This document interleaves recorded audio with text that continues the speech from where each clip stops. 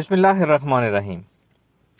जितने भी रूहानी लोग होते हैं, स्पिरिचुअल पर्सनैलिटीज़ जो साहिबे तसव्वुफ़ होते हैं, साहिबे हाल होते हैं, साहिबे मराकबा होते हैं, उन्होंने अपनी एक स्पिरिचुअल पोजीशन इस्टेब्लिश की हुई होती है। एक तो उनकी प्रैक्टिसेस होगी, उनका मुकाम हो गया, उनकी वैल्यू होगी। एक उन्होंने अपना स्पिरिचुअल आउटलुक बनाया हुआ होता है। मिसाल के तौर पर अगर कोई उनको मराकबा करके या अपनी रूहानी ताकत से देखे, तो देखने वाले को क्या सीन नज़र आए, ये स्पिरिचुअल पीपल ने प्रोग्राम करके स्पिरिचुअल प्रोग्रामिंग से बनाया होता है। मिसाल के तौर पर किसी ने ऐसे बनाया होता है कि जब उसको स्पिरिचुअली देखा जाए तो उसका तख्त नज़र आए समंदर के ऊपर, पानी के ऊपर। किसी ने ऐसे किया होता है कि बादशाहों की तरह का महल बनाया होता है, बाहर दरबान खड़े होते हैं, जो देखता है वो उस जगह पे पहुंचता है। दरबान पहले सवाल जवाब करते हैं, एंट्री करते हैं, और फिर उनका सिक्योरिटी सिस्टम होता है इस तरह का। किसी ने कोई साइंटिफिक मॉडर्न डिजिटल रूम बनाया हो सकता है, किसी ने अपना हवा में बनाया हो सकता है, किसी ने समंदर की तह में अपना सिस्टम बनाया हो सकता है। ये सब की अपनी अपनी स्पिरिचुअल पोजीशन, लोकेशन उन्होंने खुद डिफाइन की हुई होती है और स्पिरिचुअली प्रोग्राम की हुई होती है। ये हमारा लेक्चर नंबर 40 है सूफीज़्म एंड मेडिटेशन कोर्स का। मराकबाए टेलीपैथी की सीरीज चल रही है। इस लेक्चर में मैं आपको एक अपना स्पिरिचुअल ऑफिस बनाना सिखाऊंगा, और उसी को हम एज टेलीपैथी रूम यूज़ करेंगे। जो आपकी टेलीपैथी जब आप स्टार्ट करेंगे तो आपका 0 पॉइंट होगा, वहाँ पे आप सब टेलीपैथी की मीटिंग्स करेंगे। इसके दो फायदे होंगे। एक तो आपकी स्पिरिचुअल पोजीशन बनती चली जाएगी, स्पिरिचुअल आपका डिज़ाइन, आपकी ओवरलुक आइडेंटिफाई होती चली जाएगी, इस्टेब्लिश होती चली जाएगी।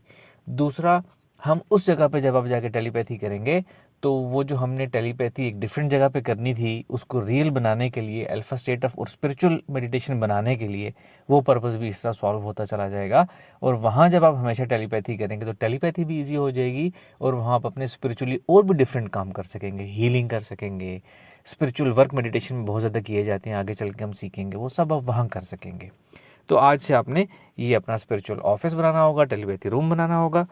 तरीकाकार इसका ये है, सबसे पहले आपने एक अपने डिज़ाइन अपने जहन में सोच लेना है कि आपका स्पिरिचुअल रूम, आपका स्पिरिचुअल ऑफिस कैसा हो। सबसे पहले आपने अपनी रूम डिसाइड कर लेना है, अपना स्पिरिचुअल ऑफिस कहाँ हो, कैसा हो, वो सोच विचार करके एक दफ़ा फाइनलाइज कर लेना है आपने। उसके बाद उसके अंदर का डिज़ाइन या स्ट्रक्चर किस तरह का होगा वो भी साथ ही सोच लेना है आपने। कोई कह सकता है कि जी जैसे एक बड़ा सा किसी कंपनी का ऑफिस होता है उस तरह का हो, बहुत सी चेयर्स लगी हुई हों। कोई कहेगा कॉन्फ्रेंस रूम हो, कोई कहेगा बिल्कुल आईटी की तरह का रूम हो, सब दीवारों पे डिजिटल डिस्प्ले लगे हुए हों, डिफरेंट चीज़ें मैं वहाँ देखूँ। किसी ने छोटा सा मीटिंग रूम बनाया होगा, किसी ने कोई टी कॉफ़ी स्पॉट टाइप बनाया हुआ होगा। अंदर से आपने डेकोरेशन कैसी करनी है, वॉल्स पे क्या करना है। कोई ये कह सकता है कि मैंने अपना रूम ट्रांसपेरेंट बनाना है, ग्लास का बनाना है, फाइबर ग्लास का बनाना है, जिसमें से नज़र भी आ सके, दूसरी तरफ देखा भी जा सके। तो डिज़ाइन आपने सारा सोच लेना है। आइडिया आपको दे देता हूँ कि एक अच्छा रूम इस तरह बनाया जा सकता है, या तो अपने घर की छत पे आप बना लें, या आप बना लें खाना काबा की फ़िज़ा में। खाना काबा के बिल्कुल ऊपर नहीं बनाना आपने, थोड़ा सा पीछे करके, थोड़ा सा डायगनल दूर करके बनाना है। अपना ट्रांसपेरेंट ग्लास का बना लें, जिसमें से खाना काबा की रौनक और अनवारात जो हैं वो देखे भी जा सके, नज़र भी आ सके। टोटल ट्रांसपेरेंट रूम आप ग्लास का जैसे होता है वैसा बना सकते हैं, मदीना पाक के फ़र्श पे बना सकते हैं। जैसा पसंद करें आपने बना लेना है, सोच लेना है। उसके बाद बनाने का प्रोसीजर ये है, मेडिटेट करके सब कुछ करना है। मेडिटेशन कैसे करनी है, अल्फा स्टेट ऑफ माइंड हासिल करनी है आपने, डीप अल्फा स्टेट में जाना है, कलाम पाक रोज़ाना पढ़ना है, और इस काम से पहले भी कलाम पाक आपने पढ़ना है। और जिस जगह पर अपना रूम बनाना चाहते हैं, बिल्कुल वैसे ही रूम अपना बनाना है जैसे हम फिज़िकल दुनिया में अपना घर बनाते हैं। एक एक पत्थर रख के, एक एक ईंट रख के, एक एक उसकी प्लास्टर करके, दरवाजे बना के, खिड़की लगा के। क्योंकि ये मेडिटेशन है तो हम थोड़ा सा वो काम फास्ट भी कर सकते हैं। और ये सारा काम आपने सूरह कौसर, जो आपकी मास्टर की है, जो आपकी अट्यूनमेंट है, हर काम के लिए, टेलीपैथी के लिए, मराकबे के लिए, स्पिरिचुअलिटी के लिए, स्पिरिचुअल ऑफिस बनाने के लिए, उसको आपने कलाम पाक को दिल में पढ़ते जाना है, पढ़ते जाना है। उससे आपको स्पिरिचुअल पावर मिलेगी, स्पिरिचुअल अट्यूनमेंट मिलेगी, और आपका वो स्पिरिचुअल ऑफिस बनने की, यूँ समझेंगे, आपको इजाज़त मिलेगी, और वो बनता चला जाएगा। वो आपने पढ़ते जाना है, और आपने अपना पूरा ऑफिस बना लेना है। एक दिन स्ट्रक्चर बना लें, अगले दिन अंदर की डेकोरेशन कर लें, खूबसूरती कर लें। ये काम चाहें तो आप एक लम्हे में भी कर सकते हैं, लेकिन इसको टाइम लेके बनाएं तो ही वो मज़ा आएगा उसका बनने का, और ड्यूरेबल होगा।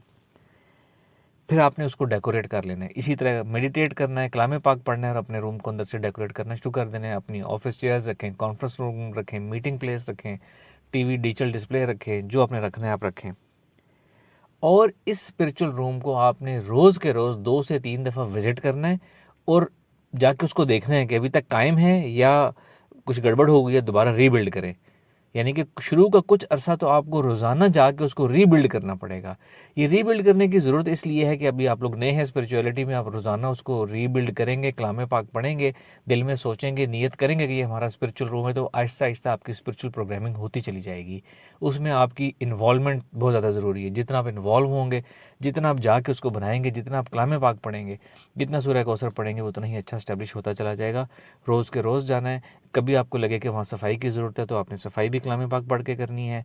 आपको लगे लाइटनिंग की ज़रूरत है, आपको लगे वहाँ रोशनी नूर लेकर आना है, बरकत जो भी है, कलाम पाक आपकी मास्टर की है, हर काम आपका उससे होगा। रूम आपका इस्टेब्लिश हो जाएगा। कुछ दिन तक आपने रोज़ाना उसको बनाते जाना है, बल्कि रोज़ाना की रोज़ाना हमेशा हमेशा उसमें रोज़ जाएँ, ताकि वो पक्के से पक्का इस्टेब्लिश होता रहे और वो सबको वैसा ही नज़र आए जब वो देखें।